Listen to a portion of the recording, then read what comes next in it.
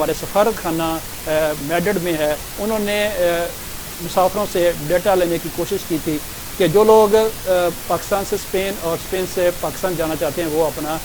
اپنا ڈیٹا دیں، اپنے کوائف ہمیں دیں تاکہ ہمیں معلوم ہو سکے۔ تو اس حوالے سے میں بتاتا چلوں کہ سفارت خانے نے اس میں اہم کردار ادا کیا ہے، بہت کام کیا ہے، انہوں نے بہت سارے لوگوں کا ڈیٹا اکٹھا کیا، گو تعداد معلوم نہیں لیکن انہوں نے اس پر اپنی کوششیں کی۔ اور اب جب 50 مسافروں کی اجازت کا بھی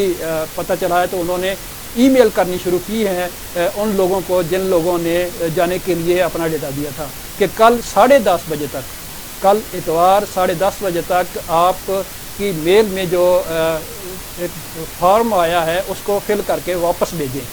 تاکہ ہمیں اندازہ ہو کہ 13 مئی کو جو واپس جا رہی ہے کتنے لوگوں کو ہم ٹکٹ جاری کر سکیں۔ ایک بار میں آپ کو پھر بتاتا چلوں کہ سفارت خانہ کی جانب سے جن لوگوں نے سفارت خانہ کو میل کی تھی پاکستان جانے کے لیے تو ان کو واپس سفارت خانہ کی جانب سے ایک میل آئی ہوگی، آپ اس میل کو چیک کیجئے گا، اس میں کل 10:30 بجے تک کا ٹائم دیا ہے کہ آپ واپس یہ فارم فل کر کے ہمیں واپس بھیجیں تاکہ ہمیں اندازہ ہو سکے کتنے لوگ 13 مئی کو واپس جانا چاہتے ہیں۔